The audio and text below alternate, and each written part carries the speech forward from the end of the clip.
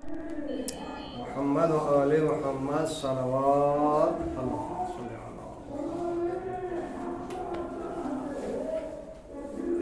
اعوذ باللہ من الشیطان الرجیم بسم اللہ الرحمن الرحیم وبہ نستعین انہ خیر الناصرین قال ابن قاسم ابن حسن فی میدان کربلا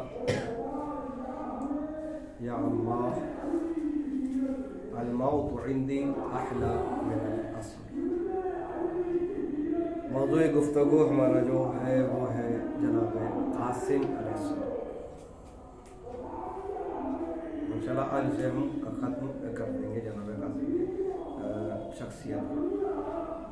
ختم کرنا مشکل ہے لیکن جتنا بھی ہو سکے جو ہے اہل بیت کے ہر فرد کی فضیلت اتنی زیادہ ہے کہ ہمارے نسلیں ختم ہو جائیں گی، اہل بیت کا ذکر ختم نہیں ہو پائے گا۔ تو جناب قاسم سے جب مولا امام حسین نے یہ پوچھا تھا کہ اے قاسم بتاؤ تمہارے نزدیک موت کیا ہے، تو جناب قاسم نے موت کے ذائقے کو بتایا کہ اے چچا میرے نزدیک موت شہد سے زیادہ شیرین ہے، اور جو ہے اس شیرین کے ذائقے کی سند کو اور اس کی دلیل کو جناب علی اصغر نے تیر حرملہ کھا کر اپنے زبان پر مسکراہٹ لا کر جو ہے اپنے بھائی قاسم کی دلیل پیش کی۔ تو یہ جو ہے خلاصہ جو ہے کا اس سے پہلے جو ہم نے بیان کیا تھا۔ آج جو ہے جناب قاسم کے بچپنے کا ایک واقعہ ہے، کیونکہ موضوع ہے قاسم ہے جناب قاسم، تو لہذا اسی کے اوپر ہم گفتگو کریں گے۔ جناب قاسم 7 شعبان کو پیدا ہوئے۔ ابھی جناب قاسم کی عمر 5 مہینے تھی، 5 مہینے کے جناب قاسم۔ تو اس وقت ایک دن مادر جناب قاسم حضرت ام فروہ بچے کو اپنے آغوش میں لیے ہوئے امام حسن کے پاس آئیں اور کہا میں کئی دن سے پریشان ہوں کہ یہ میرا بیٹا قاسم دودھ بہت ہی کم پی رہا ہے، غذا بہت ہی کم کر دیا ہے۔ کیا کہا تھا جناب ام فروہ نے کہ امام حسن سے کہ کئی دنوں سے 2-3 دن سے جو ہے میرا یہ بیٹا قاسم، جن کی عمر صرف 5 سال کی ہے، 5 مہینے کی تھی، تو میرا بیٹا دودھ نہیں پی رہا زیادہ جتنا پینا چاہیے تھا، اور جو ہے اور کہتے ہیں آگے بڑھ گیا آج صبح سے نہ تو اس نے دودھ پیا ہے اور نہ تو اس نے رویا ہے بھوک کے مارے، صرف 5 مہینے کا قاسم۔ تو اس چونکہ اگر بیٹا کچھ کھائے نہ اور پیے نہ تو ماں ہمیشہ پریشان ہوتی ہے، اور پریشان ہونے کا حق بھی بنتا ہے کہ بیٹا کیوں جو ہے کھا نہیں رہا ہے، پی نہیں رہا ہے، دودھ کیوں نہیں پی رہا ہے۔ تو امام حسن نے پوچھا اپنی زوجہ سے جناب ام فروہ سے، بتاؤ یہ مہینہ کون سا ہے؟ ام فروہ نے کہا کہ یہ مہینہ ماہ محرم ہے، محرم کا مہینہ۔ اور بتاؤ تاریخ کیا ہے؟ کہا 10 تاریخ ہے۔ تو یہ کہہ کر جناب امام حسن نے جناب قاسم کو اپنے ہاتھ میں لیا اور ہاتھ میں لے کر کہا کہ دیکھا، اس کے بعد جو ہے پھر جو ہے اپنی ماں ام فروہ کے آغوش میں دے دیا، کہا کہ جاؤ یہ کل سے جو ہے دودھ پینے لگے گا جس طریقے سے وہ پہلے پیتا تھا، اور کل سے وہ غذا کھانے لگے گا جب سے وہ غذا کھاتا۔ اس کے بعد جو ہے دیکھ کر امام مظلوم امام حسن جو ہے دار و قطار رونے لگے۔ تو جناب ام فروہ نے پوچھا اب رونے کا سبب کیا ہے؟ تو کہا کہ ایک دن ایسا آئے گا جب ہم نہیں رہیں گے، تم رہو گی اکیلی، تو میرا بھائی کربلا کے میدان میں یہی محرم کا مہینہ رہے گا، 7 تاریخ سے جو ہے پانی بند ہو جائے گا، یہی ٹرین یہی مہینہ، کیونکہ قاسم کربلا کے لیے بنا ہے، تو لہذا 61 ہجری ابھی جو ہے بہت باقی ہے، 40 हिजरी का ज़माना है, 39 हिजरी शायद हो सकता है, 39 या 40 हिजरी का ज़माना है। उस वक़्त से देखिए जनाब कासिम का जहन कितना चालाक था कि मुहर्रम का महीना आते ही उसने पानी बंद कर दिया, और यहाँ तक कि 10 मुहर्रम को जो है उसने खाना पानी दोनों बंद कर दिया, प्यासे रहे। यानी कब? जब 5 महीने के थे, तो उस वक़्त जो है जनाब कासिम है। तो जनाब इमाम हुसैन ने कहा कि चूँकि वो एक ज़माना आएगा जिसमें ना मैं रहूँगा ना तुम तो रहोगी, लेकिन मैं नहीं रहूँगा, लेकिन मेरा भाई करबला के मैदान में रहेगा, और 10 मुहर्रम को जो है प्यासा शहीद हो जाएगा। उस प्यासे शहीदों में से एक शहीद जो है तुम्हारा बेटा कासिम होगा। उस वक़्त कहा, ऐ उम्मे फरवा, उस वक़्त तुम अपने बेटे को राह खुदा में कुर्बान कर देना, राह खुदा में कुर्बान कर देना, खुदा तुमको हाजरा और इस्माइल से ज्यादा सवाब अता करेगा। ये है जनाब कासिम।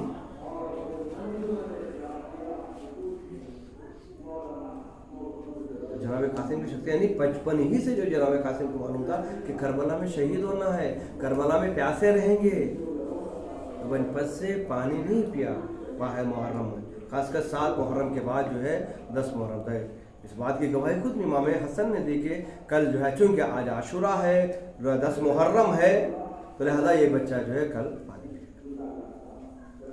तो चले इसको आगे बढ़ाते हुए हम इख्तिसार पर पहुंच रहे हैं कि जनाब कासिम ने अपने मौत को शहद से क्यों मिलाया, शहद की मक्खी के रस से क्यों मिलाया।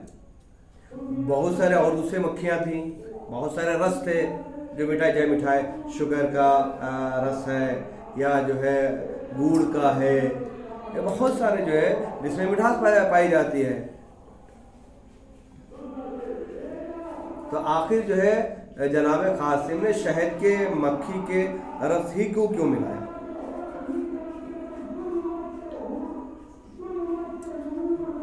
जनाब कासिम ने शहद के मक्खी यानी शहद की मक्खी यानी शहद को ही इस वजह से चुना था, इस वजह से कहा था कि मौत मुझे शहद से ज़्यादा शीरीन है।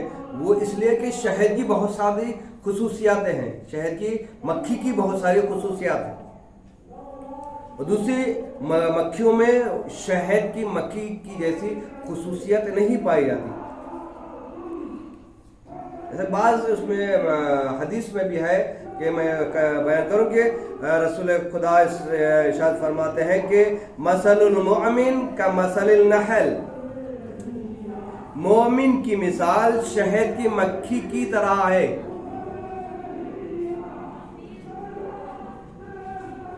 मोमिन शहद की मक्खी की तरह है। जब मोमिन को शहद की मक्खी की तरफ निस्बत दी है तो देखना पड़ेगा कि शहद की मक्खी के अंदर क्या क्या खुसूसियत पाई जाती हैं जिसको मोमिन की तरफ जो है निस्बत दी है। पहले इसलिए शहद की मक्खी की तरफ निस्बत दी है, और शहद की मक्खी जो है मोमिन जो है शहद की मक्खी तरह है। क्यों? अल नबलो ला याकुलु इल्ला तय्यब इल्ला तय्यब वला यज़रू इल्ला तय्यब ला यज़रू इल्ला तय्यब। अल्लाह अकबर। देखिए शहद की मक्खी की एक खासियत है, शहद की मक्खी सिर्फ और सिर्फ पाको पाकीज़ा ग़िज़ा पर बैठती है, पाको पाकीज़ा रस चूसती है, और जिस तरीके से वो पाको पाकीज़ा रस चूसती है बगैर किसी खयानत के उस रस को अपने छत्ते पर डाल देती है।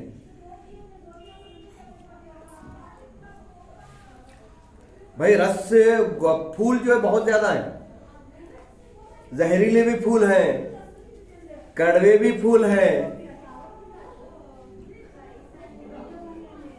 लेकिन शहद की मक्खी की खासियत क्या है? वो ऐसे फूल से रस चूसती है जिससे किसी दूसरे को नुकसान ना हो। इसी तरीके से मोमिन की मिसाल है। मोमिन हक बोलता है और हक बोलने वाले का साथ देता है।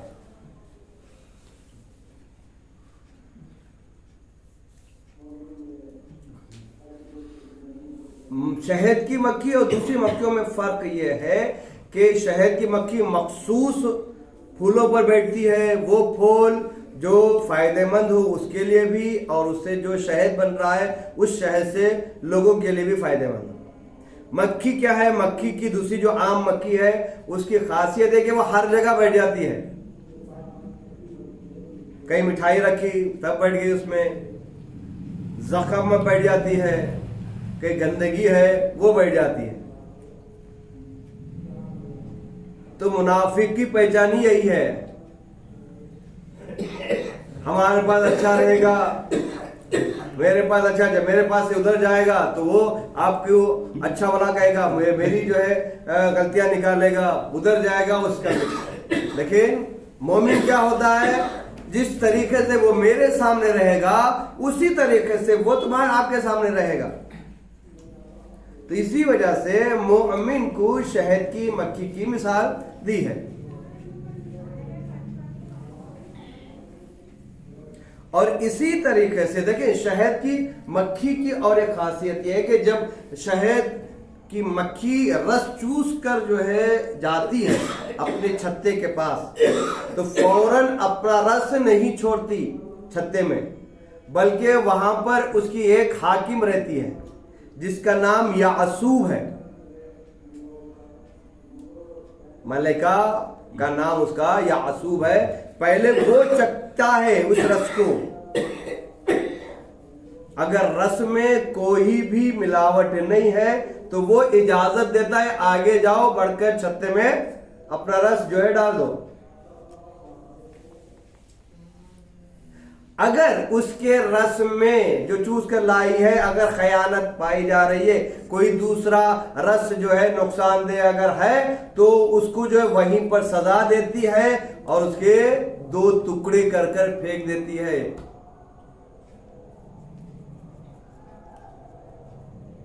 यानी वो उस मक्खी को वो मारती है जो दूसरों के लिए खतरनाक साबित होती है, जो दूसरों के लिए हलाकत का जो है सामान जो है मुहैया करती है। यासूब कहते हैं उसके मलिका को जो मक्खियों की मलिका है। और मोमिन क्या है? मोमिन जो है, हम जो है मक्खियां हैं। शहद की मक्खी की मिसाल दी है ना, हम मक्खियां हैं। हमारा एक हाकिम है जिसे यासूबुद्दीन अली इब्ने अबी तालिब कहते हैं, जो अमीरुल मोमिनीन है। तो इसी तरीके से हमारे नामे आमाल जब उनके पास पेश किए जाएंगे, अगर हमारे नामे आमाल में कोई कमी नहीं रहेगी, खता नहीं रहेगी, गलतियां नहीं रहेंगे, गुनाह नहीं रहेंगे, माँ बाप के साथ जो है नाफरमानी नहीं रहेगी, फौरन जो है वो वीजा पास कर देंगे, जाओ भाई तुम्हारा ठिकाना जन्नत है। और जिसके नामे आमाल में कमियां पाई जाएंगी तो फौरन नहीं भेजेगा, पहले जाओ अपनी सजा को पूरा करो, जहन्नम में डालेगा, उसके बाद जो है जन्नत में आ जाएंगे। तो ये है शहद की मक्खी और मोमिन। इसी वजह से जनाब कासिम ने शहद की मक्खी का जिक्र किया था, शहद की मक्खी से, यानी शहद से ज्यादा जो है शीरी है। और जिसके दिल में अली की मोहब्बत पाई जाती है तो वो मौत से नहीं डरता, मौत को अपने गले लगा लेता है। वो हमेशा राजी रहता है, एक पाय पर खड़ा होता है कि मौत कभी भी आ जाए, कोई हमें फर्क नहीं है। क्यों? इसलिए कि हम अमीरुल मोमिनीन के मानने वाले हैं, हम जो है जनाब कासिम के मानने वाले हैं, हम मौत के जायके को शीरीन जानते हैं। तो लिहाजा ऐसा अमल करना चाहिए जिससे हमारे अमल को देखते हुए अहले बैत खुश हो जाएं। अगर अहले बैत नाराज हो जाएंगे تو ہمارا کوئی عمل قابل قبول نہیں ہوگا۔ جس طریقے سے شہد کی مکھی کی مالکین یعصوب اس شہد کو ہلاک کر دے گی، اسی طریقے سے ہمارے برے اعمال ہمیں ہلاک کر دیں گے۔ تو اس طریقے سے انسان کو چاہیے کہ وہ اہل بیت کے دامن کو تھام کر اپنی زندگی گزارے۔ آخری روایت، اس کے بعد اسی کے اوپر زحمت تمام کرتے ہوئے اپنے مصائب کے بعد جو ہے زحمت کو تمام کرتے، جناب ام فروا نے ایک خواب دیکھا۔ یہی مصائب کا جو ہے ٹکڑا، اسی کو ہم جو ہے یہیں پر ختم کریں۔ جناب ام فروا نے ایک خواب دیکھا۔ دوسرے روز جناب شہزادی زینب کے پاس جاتی ہیں اور اپنے خواب کو بیان کرتی ہیں۔ وہ خواب کیا تھا؟ میں فرما بیان کرتے کہ دیشب، یعنی کل جو ہے میں نے جو خواب دیکھا تھا کہ شب کو میرا بیٹا قاسم میرے پہلو پر لیٹا ہوا ہے، سویا ہوا ہے۔ میں نے اپنے آپ کو فردوس کے ایک باغ میں دیکھا، یعنی میں اپنے آپ کو جنت دیکھ رہی ہوں خواب میں، اور جنت میں ہوں۔ جنت کے باغوں میں سے ایک باغ جو ہے جس میں وہاں پر موجود ہوں۔ یہ کہاں دیکھ رہی ہے؟ وہ خواب میں دیکھ رہی ہے۔ اس جنت کے باغ میں سے ایک درخت بہت ہی زیادہ خوبصورت ہے۔ بہت سارے درخت ہیں خوبصورت، لیکن اس میں سے ایک درخت ایسا ہے جو بہت زیادہ خوبصورت نظر آ رہا ہے۔ اس درخت کے ایک شاخ پر لال رنگ کا ایک پھول ہے جو مجھے بہت زیادہ پسند آ رہا ہے۔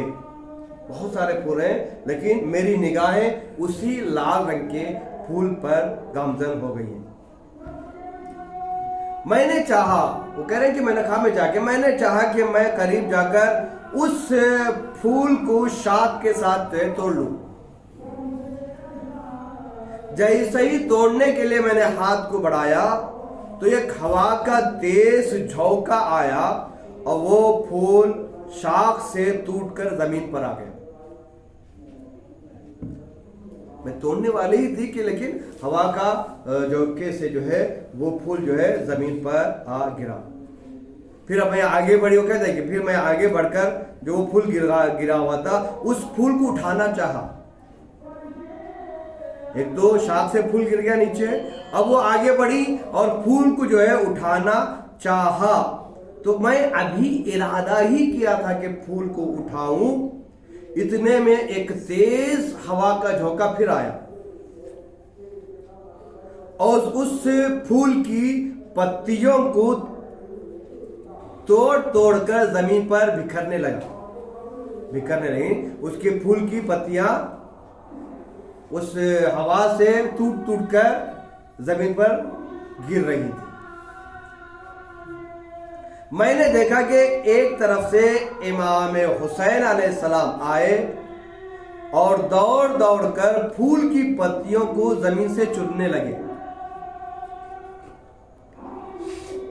اور روتے جا رہے تھے۔ سمجھے؟ میں خواب جناب ام فروا کا، جنت میں ایک پھول ہے، درخت ہے، درخت میں ایک پھول لگا ہے، لال پھول، سرخ پھول، اور ام فروا نے چاہا کہ وہ پھول جو ہے توڑ لوں، لیکن ہوا کے جھونکے سے وہ ٹوٹ کر زمین پر آیا۔ جب زمین پر گرا تو پھر امام جناب فروا نے چاہا کہ اس کو اٹھا لوں، جیسے بھی اٹھانے کا ارادہ کیا تو پھر جو ہے ہوا کے جھونکے سے اس پھول کے ایک ایک پتے جو ہے الگ الگ جو ہے ہو گئے، پوری جگہ زمین پر بکھر گئے۔ تو اس وقت جناب امام حسین آئے اور جو ہے امام حسین نے اس پھول کی پتیاں کو جو ٹوٹ کر ادھر ادھر پڑ گئی تھی انہوں نے جمع کیا، زمین سے اٹھائے اور جمع کرتے تھے اور روتے جا رہے تھے۔ اس وقت فوراً میری آنکھ کھلی تو میں نے جناب قاسم کے چہرے کو دیکھا، جیسے ہی میں نے جناب قاسم کے چہرے کو دیکھا مجھے جناب قاسم کا چہرے کا رنگ اسی پھول کے رنگ کے جیسا نظر آیا جو میں نے خواب میں دیکھا تھا، سرخ پھول کے رنگ کے جیسا۔ اب یہ خواب جناب زینب کو جناب ام فروا نے سنایا اور جناب زینب نے جناب امام حسین کو یہی سیم خواب جو ہے سنایا. تو امام حسین نے کہا کہ اے زینب بھابھی سے کہنا کہ وہ صبر کرے. جو آپ نے درخت دیکھا تھا وہ اہل بیت کا درخت تھا. اس درخت میں جو پھول آپ کے اوپر آپ نے نظر کی تھی وہ پھول جناب قاسم تھے. آپ کا بیٹا قاسم تھا. اور جو پھول آپ لینا چاہتے تھے یعنی اپنے بیٹے کو اپنے آغوش میں لینا چاہتی تھی لیکن ہوا کے جھونکے نے اسے گرا دیا. یعنی جناب قاسم میدان کربلا میں جب جائیں گے اور اس کے بعد گھوڑے سے زمین پر آئیں گے, گریں گے, اور آپ جو پھول اٹھانا چاہتی تھی اس پھول کے ٹکڑے ہو گئے تھے. تو یہ جو ہے جناب قاسم کے جب قاسم گھوڑے سے زمین پر آئے اور ادھر دیکھا کہ امام حسین آ رہے ہیں ظالموں نے اور جناب عباس آ رہے ہیں تو فوج میں بھگدڑ مچ گئی. ادھر کے گھوڑے ادھر کے گھوڑے ادھر. جناب قاسم کا لاشا گھوڑوں کی سموں سے پامال ہو گیا اور کہنا میرے بھابھی سے جو ہم وہاں پر پھول خواب میں اٹھا کے جو ہے ایک جگہ در رہے وہ پھول نہیں تھے. حقیقت میں نے اپنی رضا کے اندر جناب قاسم کے میت کے جو ٹکڑے ہوئے تھے جناب قاسم کی اس ٹکڑوں کو اٹھا کر اپنے رضا میں رکھ رہا تھا. تو جناب ام فروا کو شہادت سے پہلے جو ہے خواب پڑ گیا تھا کہ میرا بیٹا شہید ہونے والا ہے. لہذا مائیں ہو تو ایسی ہو اور بیٹا ہو تو ایسا ہو. جب شہادت کی خبر جتنی زیادہ جناب قاسم کو شہادت کی تمنا تھی کربلا کی کسی شہید میں اتنی تمنا نہیں. امام حسین نے اجازت نہیں دی. آخر میں جب جناب قاسم نے اپنے باپ کی تعویذ کو کھولا اور امام کے سامنے پیش کیا, امام نے اس کو دیکھا, آنکھوں پر لگایا, بوسہ دیا, اس کے بعد کہا کہ اے بیٹا قاسم یہ میرے بھائی کا خط نہیں ہے بلکہ تمہارے لیے شہادت کا نامہ ہے. میرا بھائی نے اس وقت تمہیں لکھ کر دیا تھا کہ کربلا کے میدان میں میرا بھائی حسین اکیلا رہے گا, یہ تمہارے لیے شہادت کا نامہ ہے. تو جناب قاسم کو اجازت ملی اور میدان میں گئے.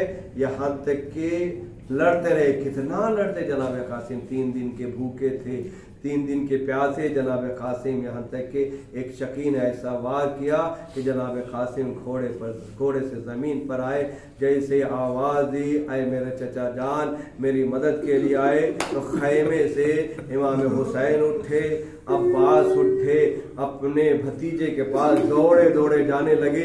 تو ظالموں نے جب دیکھا کہ عباس آ رہے ہیں, حسین آ رہے ہیں, سمجھا کہ جنگ کرنے کے لیے آ رہے ہیں. تو فوج میں بھگدڑ مچی. ادھر کے گھوڑے ادھر کے گھوڑے ادھر.